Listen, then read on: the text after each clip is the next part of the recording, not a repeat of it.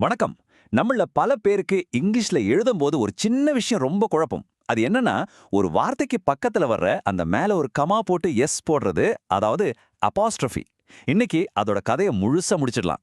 எங்க, எப்படி அதை சரியா யூஸ் பண்றதுன்னு ரொம்ப சிம்பிளா சில நிமிஷத்துல கத்துக்க போறோம். ரெடியா? சரி, வாங்க விஷயத்துக்குள்ள போலாம்.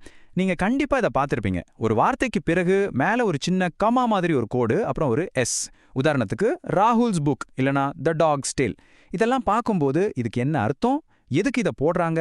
எப்ப போடணும்? எப்ப போடக்கூடாது? இப்படி நிறைய கேள்வி வரும் இல்லையா? கவலையே வேணாம். இன்னைக்கு இந்த எல்லா குழப்பத்துக்கும் ஒரு முற்றுப்புள்ளி வச்சிடலாம். ரொம்ப சிம்பிளா சொல்லணும்னா இந்த அபாஸ்ட்ரோஃபி ஒரு விஷயத்தோட ஓனர்ஷிப், அதாவது சொந்தத்தை குறிக்குது. ஒரு பொருள் யாருக்கு சொந்தம் இல்லனா யாருடையது அப்படிங்கிற கேள்விக்கு இதுதான் பதில். இப்ப தமிழ்ல நாம ரவியின் புத்தகம் அல்லது நாயுடைய எலும்புன்னு சொல்றோம் இல்லையா? அந்த இன் உடைய அப்படிங்கிற வார்த்தைகளுக்கு பதிலா இங்கிலீஷ்ல சிம்பிளா யூஸ் பண்ற ஒரு ஷார்ட்கட் தான் இது. அவ்வளோதான் விஷயம். ஓகே. இந்த அபாஸ்ட்ரோஃபியை மாஸ்டர் பண்றதுக்கு நீங்க தெரிஞ்சுக்க வேண்டியது வெறும் 5 சிம்பிளான ரூல்ஸ் தான். ரொம்ப ஈஸி. வாங்க அந்த 5 ரூல்ஸையும் ஒன்னொன்னா பார்க்கலாம். இது முடியும் போது உங்களுக்கு இதுல எந்த டவுட்டுமே இருக்காது. அதுக்கு நான் கேரண்டி. சரி, நம்ம 5 ரூல்ஸ்ல ரூல் இதுதான் இருக்கிறதுலே ரொம்ப ரொம்ப ஈஸியான ஸ்டார்ட். அதாவது ஒரு நம்பர் இல்லனா ஒரு பொருளை பத்தி பேசும்போது, அதாவது ஒருமை சிங்குலர் நவுன்ஸ்க்கு எப்படி அபாஸ்ட்ரோஃபி யூஸ் பண்றதுன்னு பார்க்கலாம்.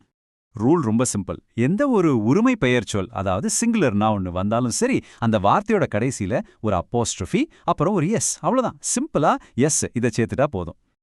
இப்ப இந்த உதாரணங்களை பாருங்க, உங்களுக்கே புரியும் இது எவ்வளவு ஈஸின்னு. த டாக் அப்படிங்கிறது த டாக்ஸ் போன், அதாவது நாயோட எலும்புன்னு மாறுது. அதே மாதிரி சாரா, சாராஸ்காரா மாறுது. The book, the books cover. பாத்தீங்களா? இதுல குழம்புறதுக்கு எதுவுமே இல்ல. ரொம்ப ஸ்ட்ரெயிட் ஃபார்வர்ட். சிங்குலர் ரொம்ப ஈஸியா இருந்துச்சுல. சரி, இப்ப அடுத்த லெவலுக்கு போலாம். ஒண்ணுக்கு மேல இருக்கிற பொருளை பத்தி பேசும்போது, அதாவது ப்ளூரல் பன்மை சொற்களுக்கு என்ன பண்றது? இங்க நம்ம 2 ரூல்ஸ ஒரே நேரத்துல பார்க்க போறோம். ஏன்னா அது ரெண்டும் ஒன்னோட ஒன்னு சம்பந்தப்பட்டது. இப்ப கொஞ்சம் கவனிங்க. இது ஒரு இன்ட்ரெஸ்டிங்கான விஷயம். பன்மை, அதாவது ப்ளூரல் சொற்கள்ல 2 வகை இருக்கு. ஒன்னு ஸ்டூடெண்ட்ஸ், பேர்ட்ஸ் மாதிரி எஸ்ல முடியிற வார்த்தைகள். இதுல ஏற்கனவே கடைசில எஸ் இருக்கு. இது கூட நாம மறுபடியும் ஒரு அபாஸ்ட்ரோஃபி எஸ் சேர்த்தா ஸ்டூடெண்ட்ஸாஸ் அப்படின்னு ஒரு மாதிரி ஸ்னு சத்தம் வரும். அது கேட்க நல்லா இருக்காது.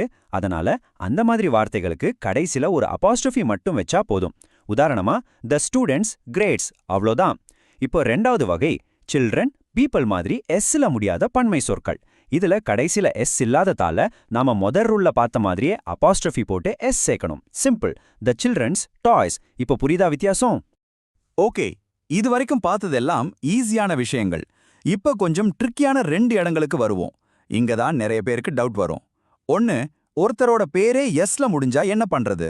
இன்னொன்னு, 2 பேர் சேர்ந்து ஒரே பொருளை வச்சிருந்தா அப்போஸ்ட்ரோஃபியை எப்படி போடுறது? வாங்க பார்க்கலாம். 4வது ரூல். ஒருத்தரோட பேரு ஜேம்ஸ் இல்ல லூக்கஸ் மாதிரி எஸ்ல முடியுதுன்னு வச்சுப்போம். இப்ப என்ன பண்றது? நல்ல விஷயம் என்னன்னா, உங்களுக்கு 2 ஆப்ஷன் இருக்கு. ரெண்டுமே சரிதான். இப்ப இருக்கிற மாடர்ன் ஸ்டைல் படி ஜேம்ஸஸ் புக் அப்படின்னு அப்போஸ்ட்ரோஃபி போட்டு எஸ் சேர்க்கறாங்க. இது கரெக்ட். இன்னொன்னு கொஞ்சம் பழைய கிளாசிக் ஸ்டைல். ஏற்கனவே எஸ் இருக்கிறதால ஜேம்ஸ் புக் அப்படின்னு ஒரு அப்போஸ்ட்ரோஃபி மட்டும் போடுவாங்க. இதுவும் கரெக்ட் தான். இதுல எது சரி எது தப்புன்னு இல்ல. ஆனா ரொம்ப முக்கியமான விஷயம், நீங்க எதை ஃபாலோ பண்ணாலும் ஒரு கட்டுரை எழுதுறீங்கன்னா அது முழுசும் ஒரே ஸ்டைல ஃபாலோ பண்ணணும். அதுதான் முக்கியம். கடைசி ரூல், 5வது ரூல். இது ஜாயிண்ட் ஓனர்ஷிப், அதாவது கூட்டு உடைமை பத்தினது. இது ரொம்ப லாஜிக்கலான ஒரு விஷயம். இப்ப டிம், மேரின்னு 2 பேர் இருக்காங்க. அவங்க 2 பேரும் சேர்ந்து ஒரே வீட்ல இருக்காங்கன்னு வச்சுக்கோங்க. அப்போ அந்த வீடு 2 பேருக்கும் பொதுவானது. அதனால 2வதா வர்ற பேர்ல மட்டும், அதாவது மேரி பக்கத்துல மட்டும் அபாஸ்ட்ரோஃபி எஸ் போட்டா போதும். Tim and Mary's house. ஆனா டிம்முக்கு தனியா ஒரு வீடு, மேரிக்கு தனியா வேறொரு வீடு இருக்குன்னா அப்போ 2 பேருக்குமே ஓனர்ஷிப் இருக்கு. அதனால ஒவ்வொரு பேர் பக்கத்துலயும் அபாஸ்ட்ரோஃபி எஸ் போடணும். Tim's and Mary's houses. பாத்தீங்களா அது எவ்வளவு லாஜிக்கா இருக்குன்னு? சரி, இப்ப நம்ம ஃபைனல் ரவுண்டுக்கு வந்தாச்சு. இதுதான் அப்போஸ்ட்ரோஃபில இருக்கிற மிகப்பெரிய குழப்பம். சொல்லப்போனா கிட்டத்தட்ட 90% பேரு செய்யற தப்பு இதுதான். அது என்னன்னா, இட்ஸ்க்கும் உள்ள வித்தியாசம். வாங்க இத ஒரு தடவை தெளிவா பார்த்துட்டோம்னா வாழ்க்கையில மறக்காது. இந்த வித்தியாசத்தை ரொம்ப நல்லா மனசுல பதிய வச்சுக்கோங்க. அப்பாஸ்ட்ரோஃபி இல்லாத ITS இட்ஸ் இது ஓனர்ஷிப், அதாவது அதனுடைய அப்படின்னு அர்த்தம். உதாரணத்துக்கு the tree last it's leaves, மரம் அதனுடைய இலைகளை இழந்தது. இங்க இட்ஸ் அப்படிங்கிறது மரத்தோட ஓனர்ஷிப். சிம்பிள். ஆனா அப்பாஸ்ட்ரோஃபியோட வரல IT' இட்ஸ், இது இட் இஸ் அல்லது இட் ஹாஸோட ஷார்ட் ஃபார்ம், அதாவது சுருக்கம். உதாரணத்துக்கு இட்ஸ் ரெய்னிங் அவுட் சைட் அப்படின்னா இட் இஸ் ரெய்னிங் அவுட் சைடுன்னு அர்த்தம். இதுக்கு சொந்தத்துக்கும் உடைமைக்கும் எந்த சம்பந்தமும் இல்ல. அப்போஸ்ட்ரஃபி இல்லாத இட்ஸ் உடைமை, அப்போஸ்ட்ரஃபியோட வர்ற இட்ஸ் சுருக்கம். இதை மட்டும் ஞாபகம் வச்சுக்கிட்டா போதும். சூப்பர்! நாம 5 முக்கியமான ரூல்ஸையும் பார்த்துட்டோம். இப்ப எல்லாத்தையும் வேகமா ஒரு தடவை ரீகேப் பண்ணிட்டு நீங்க எவ்ளோ கத்துக்கிட்டீங்கன்னு டெஸ்ட் பண்ண ஒரு சின்ன சேலஞ்சுக்கு ரெடி ஆகுங்க.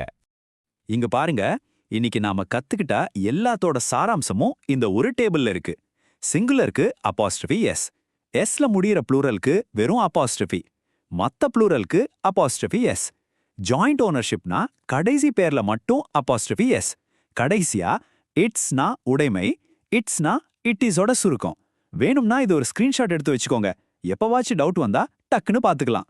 சரி, இப்போ உங்களுக்கான ஃபைனல் சேலஞ்ச். பெண்கள் விடுதி இத இங்கிலீஷ்ல சரியான அப்பாஸ்ட்ரஃபியோட எப்படி எழுதுவீங்க? கொஞ்சம் யோசிங்க. பெண்கள் விடுதின்னா ஹாஸ்டல் ஃபார் கேர்ள்ஸ். இங்க கேர்ள்ஸ் அப்படிங்கிறது ப்ளூரல், அதாவது பன்மை. அது மட்டும் இல்லாம அந்த வார்த்தை எஸ்ல முடியுது. அப்போ நாம படிச்ச ரூல் படி சரியான விடை என்னவா இருக்கும்? உங்க பதில நீங்களே யோசிச்சு பாருங்க. மீண்டும் இது போல பயனுள்ள தகவல்களுடன் சந்திப்போம்.